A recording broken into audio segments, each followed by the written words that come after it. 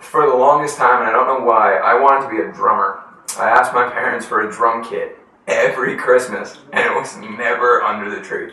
And in 7th grade, I was like begging for a drum set, and I woke up, and there was a guitar under the tree. And so my brother's friend took guitar lessons. He's like, I can give you the number of the guy. And so I called him up, and I just started taking lessons, and I really got into it and stuff. So I just kept on playing and started writing. I was writing way before. I feel like most people just like learn covers and are constantly playing. I started writing like 6 months into playing guitar. Yeah, so I had a punk band and was in that forever and just kept playing punk and pop punk. And eventually, I think the reason I like moved away from all that, like in my old band, everything was so simple, and like I had to dumb myself down for everything. That's sounds so cocky and arrogant. I loved my old band, you know what I mean? But I wanted to do more. My audition for Keene State was, I believe, in March. And I actually remember seeing Anthony at my audition. I didn't talk to him or anything, but I remember it was him. So then the first day of orientation, I saw him again because we were in the same orientation group. We're all music majors. And I remembered him, and I started talking to him about hardcore, like the kind of music that I listen to. And I'd always been into heavier music. We had a lot of bands in common that we listened to, Taking Back Sunday, Hawthorne Heights, but as far as like our really strict tastes go, he was much more of a punk guy, and I was a lot more into like hardcore and I guess more of what would be considered the metal scene, although I don't consider myself a metalhead or anything. So it was the first night at Keene. He and I grabbed our acoustic guitars and we jammed out by the lake, which was cool. We were coming up with some cool stuff. And I had wanted to really try and start a band because nothing ever, took off with any of the bands that I had in high school. When I first met him, when he was like first started singing, his voice was so pretty, and so like it was just so good, like every girl would like his voice because it was so pretty. So he wanted to start a hardcore band, and I'd only heard him sing like acoustic stuff. So I was like, I didn't know if he had like any power behind it. And then we really started writing and stuff, and he's such a genius. He was eager to hear my voice in like a rock context, because I was only with just acoustic stuff.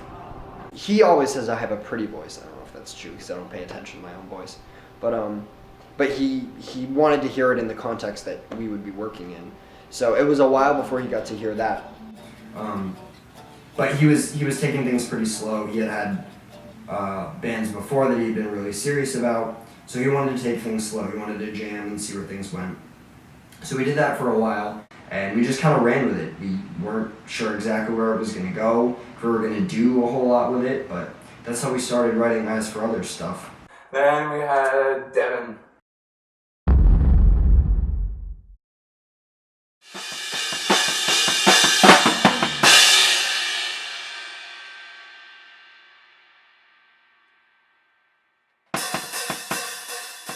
Demetrius, who was my suite mate at the time, came up to me and was like, listen, me and Anthony, who I had known because we were all in an orientation group together, have been writing some stuff and we need a drummer. Would you be down? And I was like, well, yeah, that'd be sick. And I lived in the same suite as Devin. I was suite mates with Devin. I shared a bathroom with him, and I knew that he was into heavier music. I didn't know him all that well, but I knew that it was something we could try. I knew he was pretty good. I didn't know how good he was until we played with him. I didn't like Devin at first, and then I sort of got to know him a little bit, and I tolerated him. But then, not that I disliked him, but so me and Demetrius kept trying to start this band, and he was like, we could try Devin or whatever, and I was like, alright, whatever. So I go and I listen to him drum, and I was sold. It was like seeing God, man. He was so good.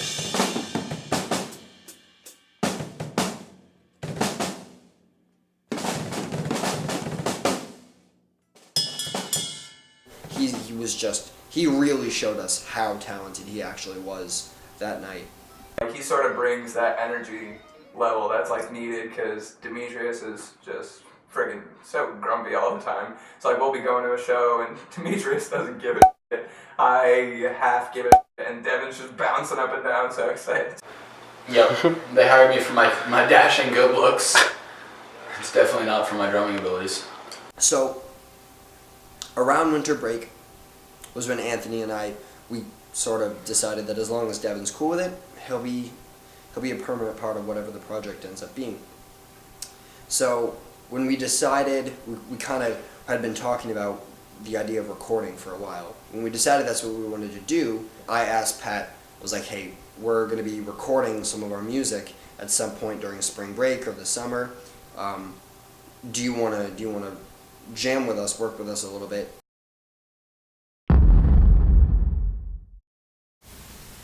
They didn't really ask. I just kind of ended up there. I knew he played bass and he was one of my best friends. So I was like, we need a bassist, I can talk to Pat, and Demetrius and Anthony were like, yeah, that sounds cool. He just sort of, one day Demetrius came up to me and was like, we have a bass player now. I'm like, cool. And that was Pat. That's really the story of Pat. And like we just got along, and like everything was cool. Pat's transition in was just very, very smooth. He's the comedic relief when he needs to be. He knows when to keep things from getting way too serious. Like, he's the social media whore, he has the connections, he has the ideas for where we want to go, how we want to do this, and like the business ideas. He's the real promoter. He's actually smart. We're done. Within a couple months, the four of us kind of integrated. There wasn't really a reason to do anything other than feel like we were a permanent unit.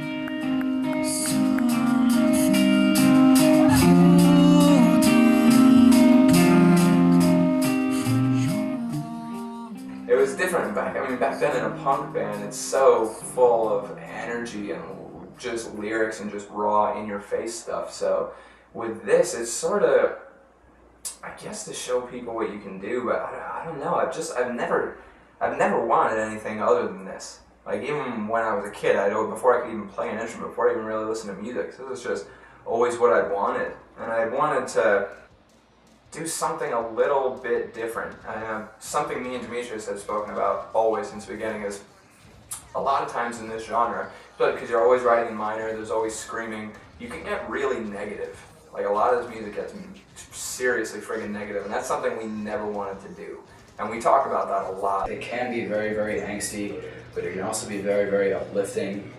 And when it comes to lyrics, it's all about what you take out of it. If your performance level is good enough, there's nothing you can't say or get out, or have a cathartic experience with music. And so me and Demetrius, who are always on the same page and see eye to eye with everything, literally everything. We've never not seen eye to eye on an issue or a feeling or a way to interpret a situation or emotion. And that reflects through our music and working together. We're always on the same page. I don't know if you all remember it, but we spent like an hour trying to figure out what to do here, and we came to the collective agreement that you were writing a crash. No, I'm talking just his hands. I don't remember what you did with it. I'm talking tone-wise. A lot of the songwriting itself actually comes from me. I write on the EP. I wrote the rhythm guitar for most of everything, and I write my vocal parts as well. It's usually Anthony and I. We sit down with guitars and we go through. We write the individual parts and then we mesh them together. When we write, usually Anthony and Demetrius come up with certain ideas.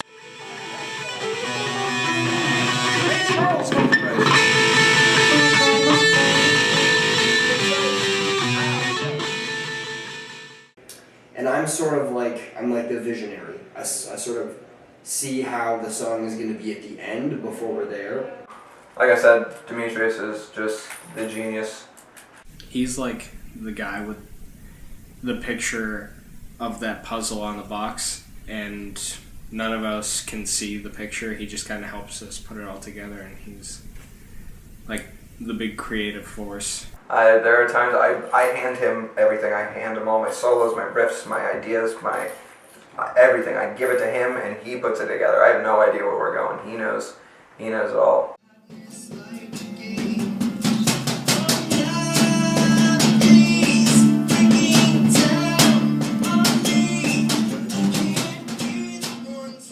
We take an idea and we go with it, or we come up with a concept and we try to create something around it. It really depends. I like writing with an idea in mind and a concept in mind. And without a doubt, there's songs on the EP like Hooks for Hands and Do You Like My Drawing. Those songs have a real emotional base. Like that's me getting my feelings out or whatever. Me and Demetrius are both incredibly self-analytical people, and that's reflective in our music.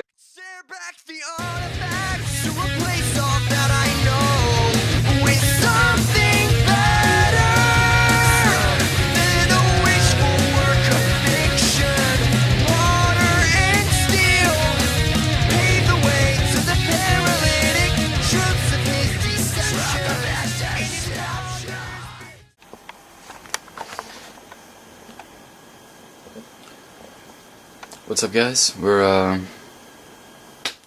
I'm the drummer.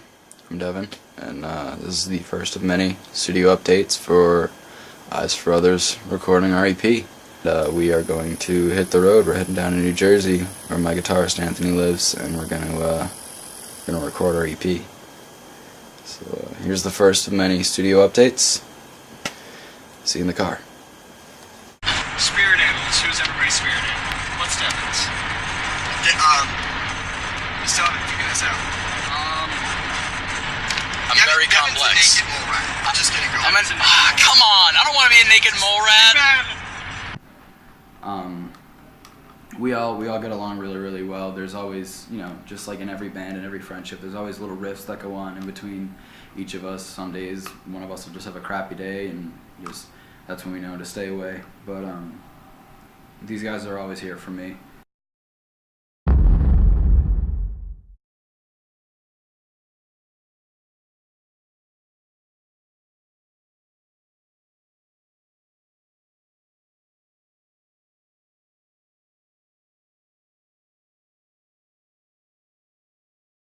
They told me they needed a guitarist, a rhythm guitarist for a show that was coming up. Mark McCarthy. Get down. It has been an honor playing with you this past year. Would you play guitar with me in Australia as an official member?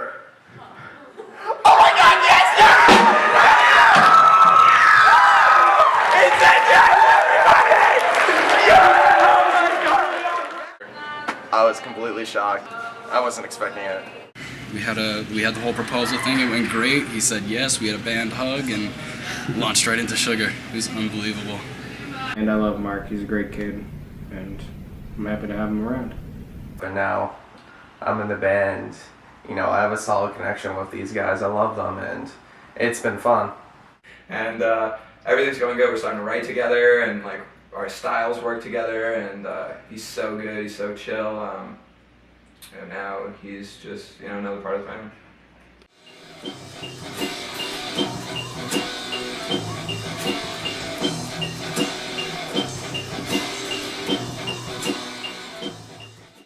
It was a much more natural process, I think, than maybe most bands end up kind of becoming friends, but it worked for us.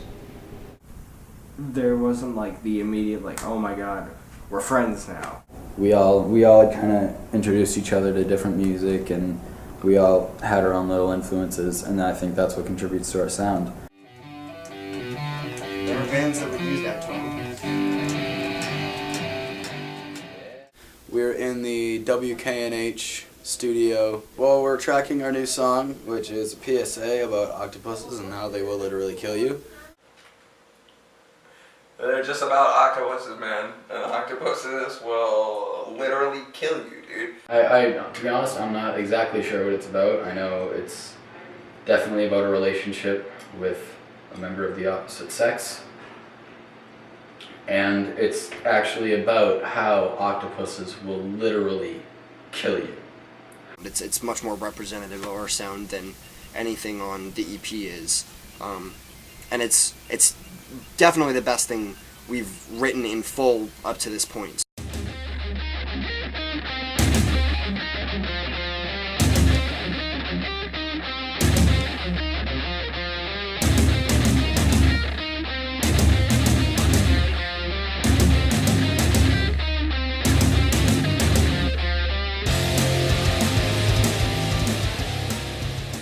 Music has been a lifesaver for me on more than one occasion.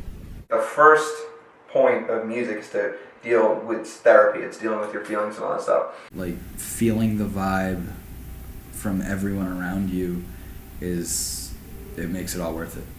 You're responsible for taking this physical act and creating something that means something to somebody.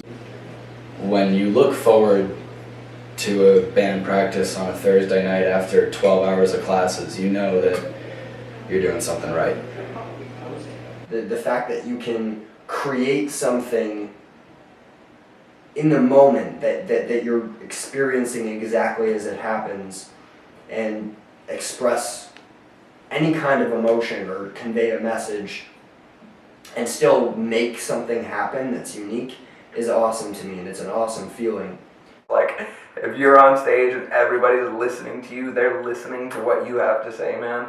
That's, what more can you ask for? And this is what, everybody says, and you just, you want to be like that.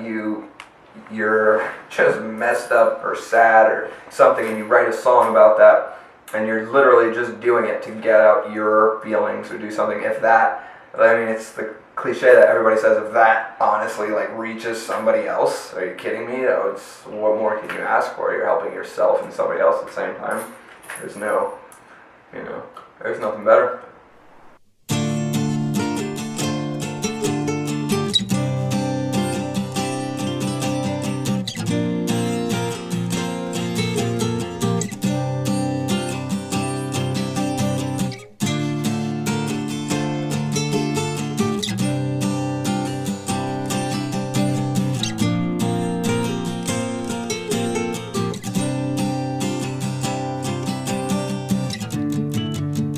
Canvas eyes and a heart-stained mind to wish me open again.